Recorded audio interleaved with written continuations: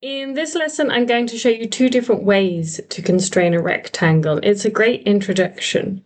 You might be wondering why we need two different ways. Well, that's because when you start to rotate the geometry, it really matters that you know the difference. Before we get started, I expect you to already know how to use AutoCAD to a pretty good level.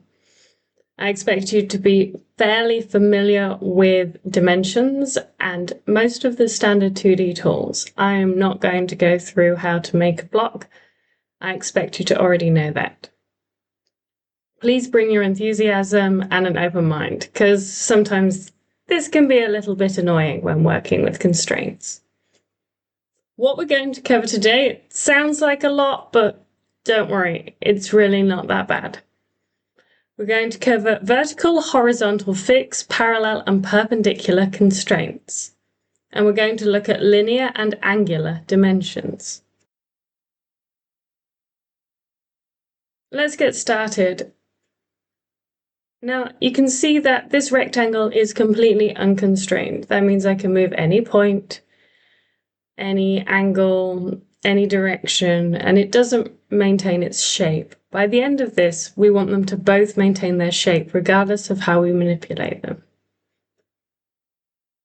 The first one we're going to do is how to constrain a rectangle that you will never need to rotate. It will always remain vertical, horizontal, like so. We're going to start with a fixed constraint. I'm going to repeat this a lot. It's really important that you think about where you want your 0 point to be, because everything else will move out from that point. So whenever you start with geometric constraints, dimensional constraints, always use a fixed constraint and make that your 0 point. It does not have to be the 0 point of the block.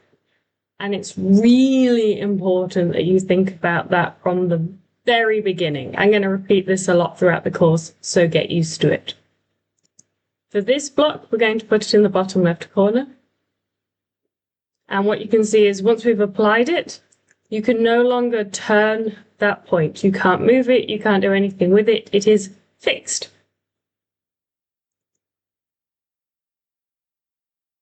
The next thing we're going to do is add a horizontal constraint. We're going to add that to the bottom and top lines. If I then start to drag the grip points, you can see that it doesn't matter what I do, these lines will always remain like that. And then naturally, a vertical constraint on the two sides. This will do exactly the same thing. If I grab a grip point, it will only be able to stay in the vertical, as you can see here. We're then going to add an aligned constraint just to show you what not to do. So, when you add an aligned constraint, it works just like an aligned dimension, in that it goes from corner to corner and it will maintain that line. So if I move it, it will still maintain those two lines, as you can see here. If I do a linear constraint, it will do either vertical or horizontal, exactly like a linear dimension. Now, this can become a problem when we start to rotate geometry, so really think about this. For this rectangle, we don't need to rotate it, so we can apply a linear constraint.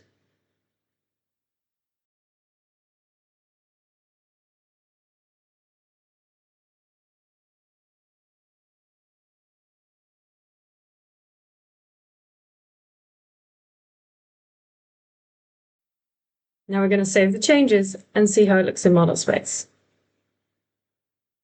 What you can see is we have these grip points which came with the linear dimension, and we can now resize this rectangle.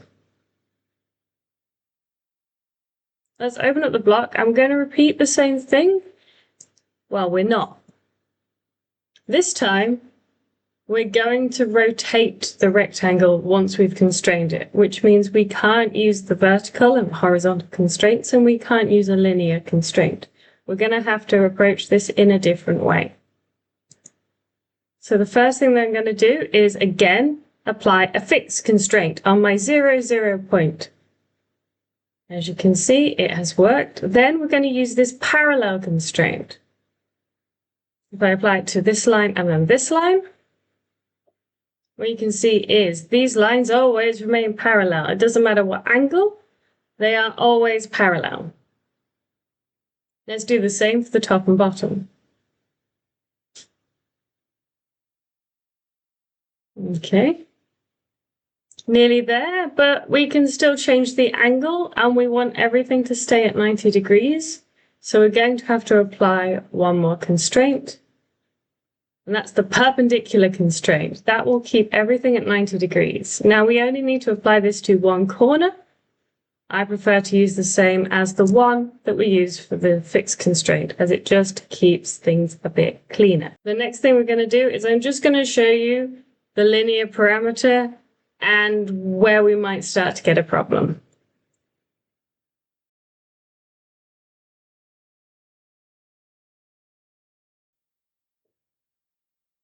And then, well, you can see it's moving along. And that's not what we want, because we want to constrain the line and we want to be able to specify the side length, not this vertical maximum height.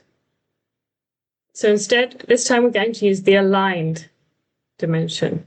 Now, if we just pick a random point, like the bottom left to the middle, we're going to get an angle just like the dimensions, so we don't want to do that. Instead, we're going to think really carefully and we're going to apply it to one corner and then the other corner, or the end of both lines. And then if we start to manipulate the rectangle, you can see we'll rotate and it will maintain the length of that line, which is exactly what we want. We're going to use another aligned parameter along the bottom.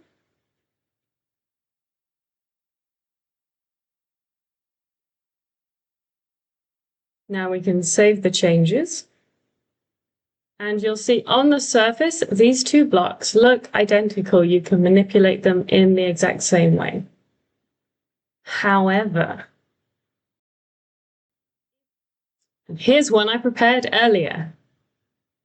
If I add a rotation angle here, we can then see the difference. This cube now can be rotated. The other one cannot, because everything must always be horizontal and vertical.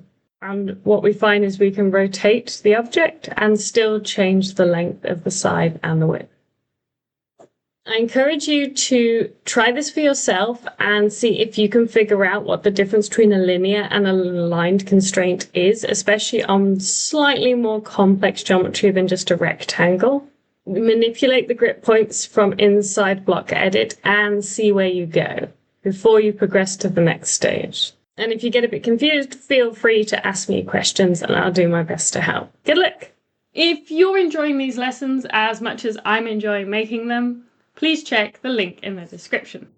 In addition to the free lessons that are available online, I also have a number of resources available for download, including written instructions, formulas, advanced techniques and tips, and DWG files to download. By supporting me, you're supporting learners all over the world from different backgrounds, different educations, and different starting points. Thank you so much for your continued support, and I'll see you in the next video.